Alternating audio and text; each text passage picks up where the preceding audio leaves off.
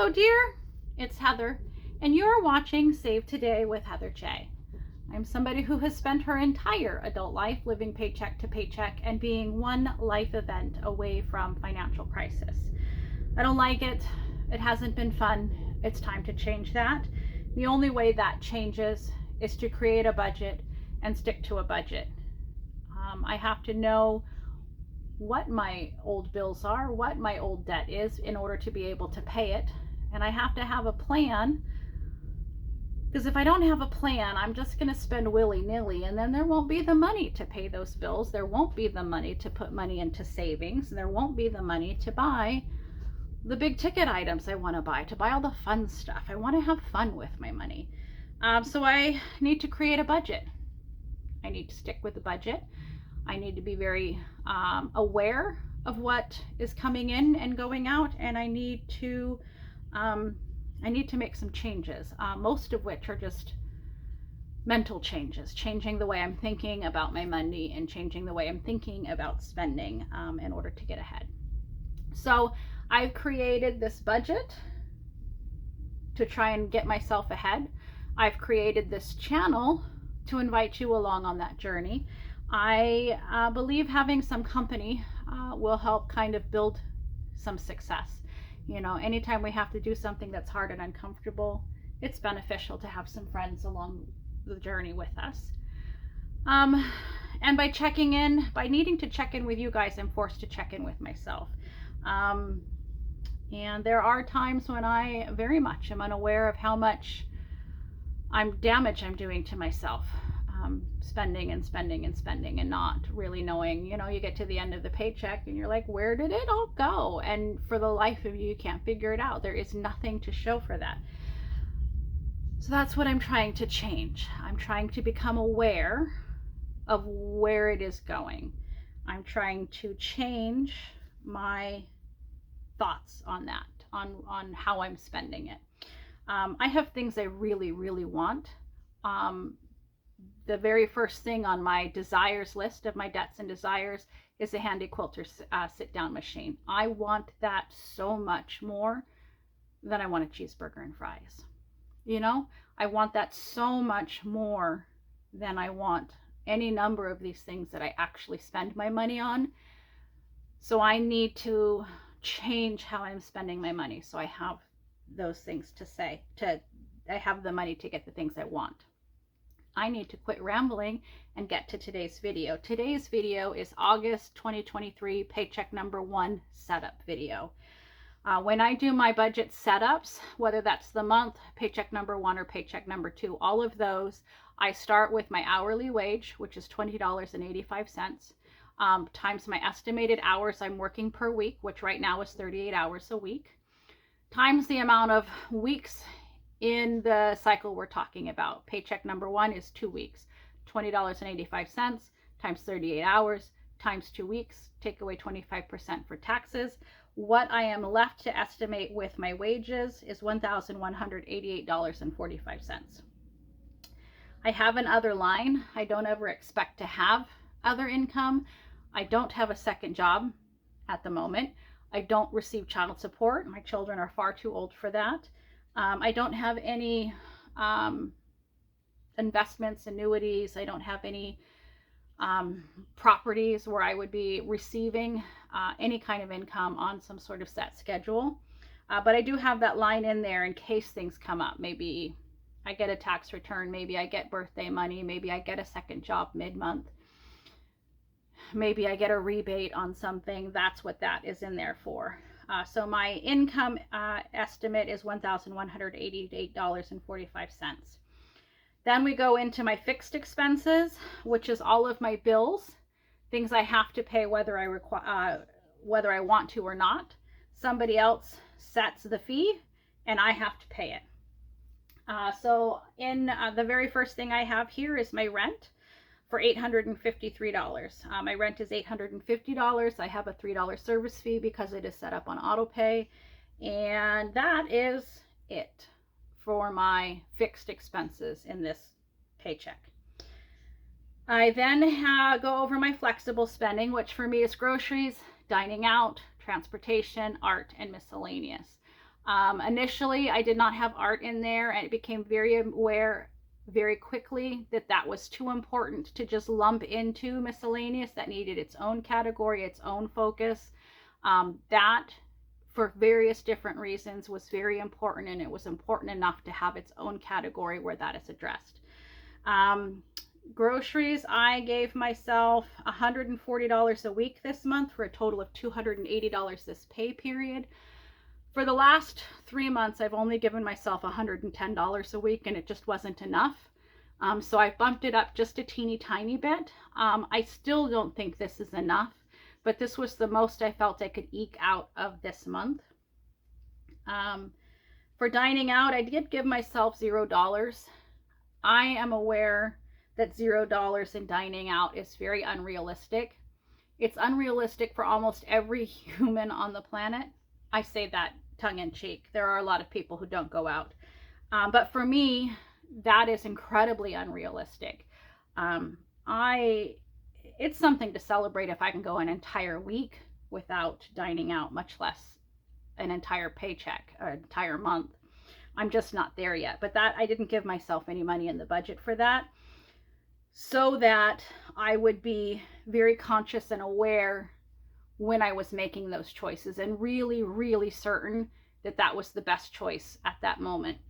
By doing this, I know that there are times where I'm going to want to go out, that I will talk myself out of it. If I don't have any money in the budget, I'm less likely to decide to go against that. Transportation, I've given myself $80 for this 2 weeks. That's $40 a week. I estimate filling up my tank once a week at $3.79 a gallon at a 10-gallon gas tank. And then there are a couple of bus trips, $1 each way to get to work. When I initially began setting up my budget, $3.79 a gallon was what the gas was going for at that time. It has since gone down and back up several times.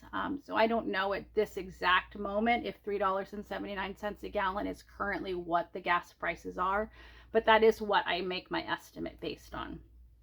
I gave myself $0 for art again this month. I chose a project that I shouldn't necessarily need to go buy things for. I am going to be making some pot holders out of some old jeans. I have a ton of fabric that I can make the binding around the edges with. I have a ton of Insole Bright lining. I have a ton of batting. I have thread. The thread doesn't have to be a specific color.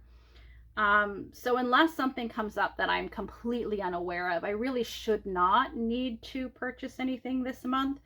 Again, if I have to, I have to, and I'll justify that, but giving myself a $0 budget, I think is pretty realistic for what I'm working with on this particular month. And then I gave myself, again, miscellaneous $0. Now, miscellaneous is just kind of a generic category for things that I don't know are going to come up, things that pop in. And for the most part, everything I have spent in these categories the last couple of months is things I wouldn't have known ahead of time were coming.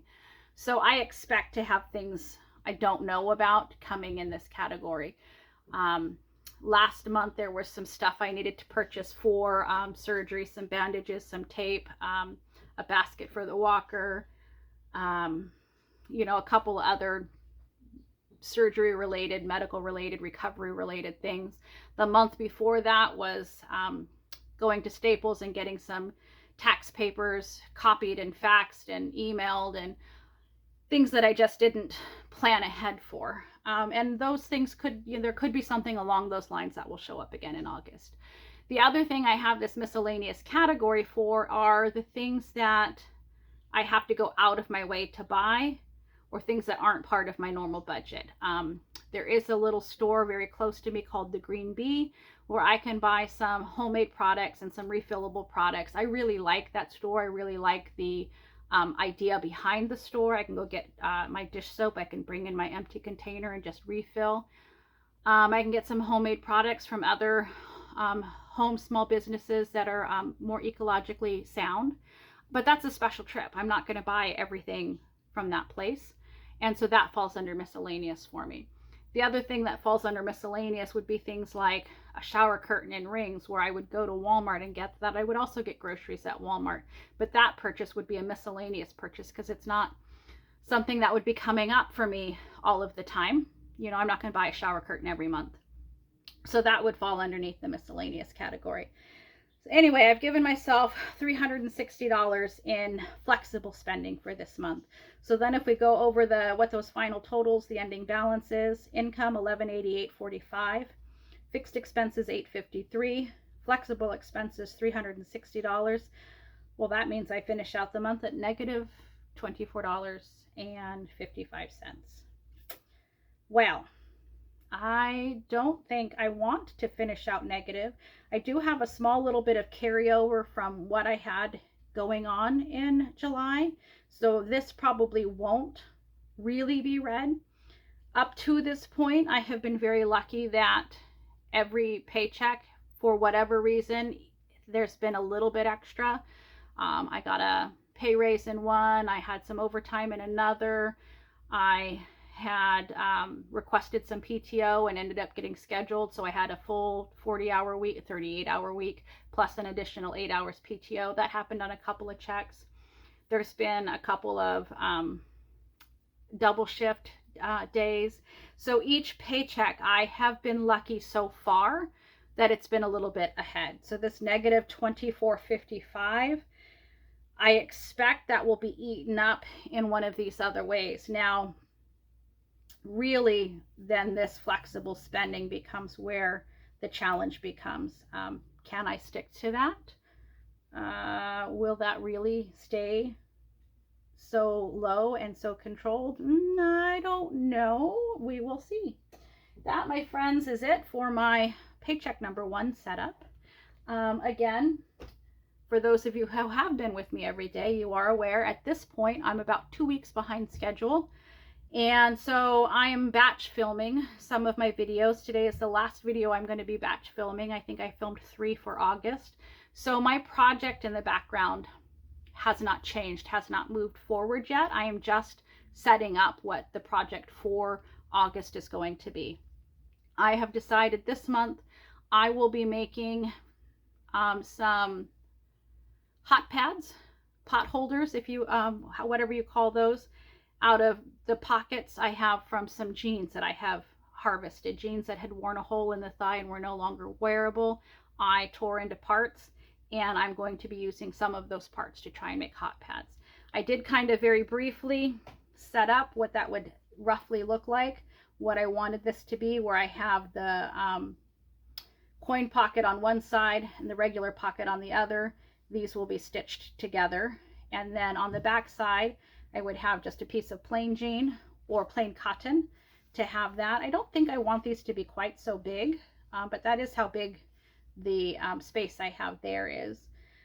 And so whether that's jeans on this back side or just regular quilting cotton or maybe some canvas material or something, I've got a lot of options to choose from there, and I don't know how far we'll get, but if I can get more than 2 done in this month, then I might try several different options and see kind of what I like the best of, because I definitely have lots and lots and lots of pocket options to choose from. I could probably make 8 to 12 just based on the amount of jeans I have already harvested. And so because I don't have any forward motion on my project, I don't know how many of you might actually be interested, but when I say harvesting my jeans, I kind of wanted to show you some of what I'm talking about. Here I have a pair of jeans that I have worn a hole in the crotch, and these are no longer wearable. So when I harvest these, I cut off all of the seams. So I cut it from both sides and I throw those seams away. They're no good to me.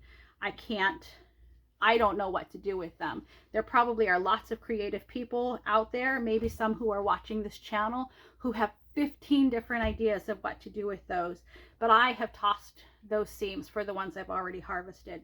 I've also tossed the waistband, because there's a lot of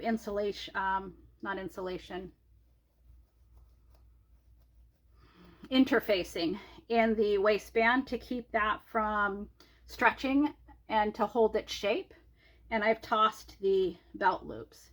And In some instances, I did keep the yoke. This is the yoke here. Let's open this up a little bit more. This part here, that's between the waistband and the rest of the pant, this is called the yoke.